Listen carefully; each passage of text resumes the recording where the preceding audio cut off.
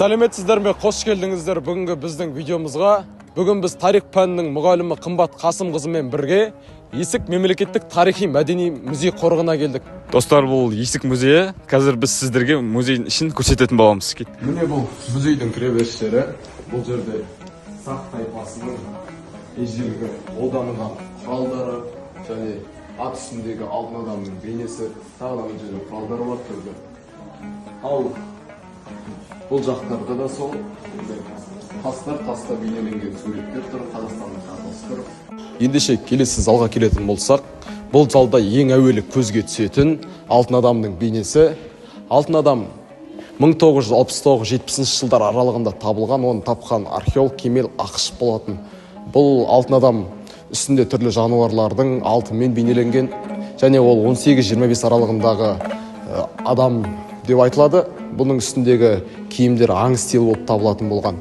Ал келесі заттарға өтетін болсақ, бұл жерде түрлі қыш құмыралар және де мүсіндер сол жылдары табылған, 2500 жыл бұрынғы табылған бұрынғы болған заттар, және сақ тайпасы тек қана мал шаруашылығы, көшпенділік болған жоқ, олардың кезінде де егін шаруашылығына болғанына бұл айқын дәлел болып табылады. Бұл және де оригинал, барлығы толық осылай жасалған. Және бұл жерде сол жылдары табылған, сақтармен бірге табылған қыш құмыралар, түрлі заттар болады. Мына жерде де дәл солай. Ал келесі кезекке өтетін болсақ, бұл сақ тайпасының қару-жарақтары. Бұл жерде садақ, қанжар, тағы басқа қару-жарақтары болады.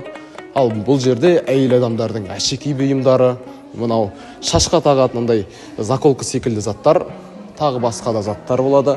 Келесі кезекке өтетін болсақ, бұл жерде де дәл сондай әшекей бұйымдар, қыш құмыралар, мынау міне түрлі табылған заттар.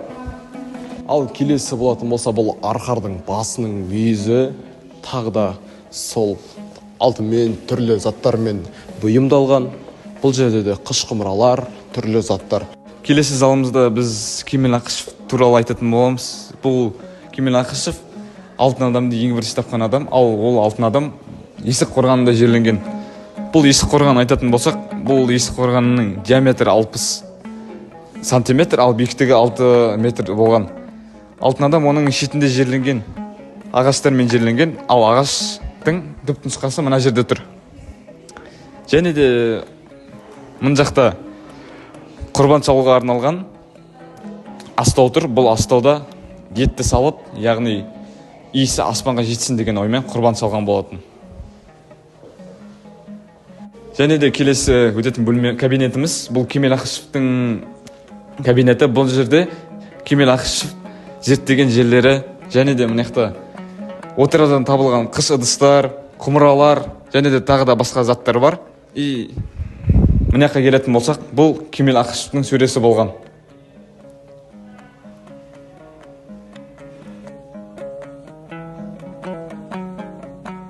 Ендеше екінші этажға барып көтерілейік бірге. Бұл жерде түрлі суреттер, картинкалар ілініп тұр, қай жерде Есік қорығы туралы. Және оң жағымызда жалпы ескерткіштердің аймағы түрлі белгілермен берілген. Бұл жерде қазба солар. Ал бұл біздің соңғы залымыз. Бұл залда ең бірінші әрине көзге түсетін пазырық кілемі. Пазырық кілемі бізден 2500 жылдары бұрын болған деп айтады. Және бұл оның көшірмесі. Ал бұл болса хан, бұл әскерлері деп айтылған. Бұл қошқар мүйізді ою, және бұл сақ тайпасы біздің ата-бабамыз екенін бірден бір дәлелі осы қошқар мүйізді ою. Ендеше ішіне келетін болсақ, тағы түрлі картинкалар, суреттер, түрлі табылған бұйымдар, қыш құмыралар, әртүрлі заттар. Достар, осымен экскурсиямыз бітті. Біз бұл жерге келгенімізге өте қатты қуаныштымыз. Әрбір қазақ осы жерге келіп көру керек. Сіздермен болған біз, мен Кенесары Рахим, және де Жұмабек Әміре.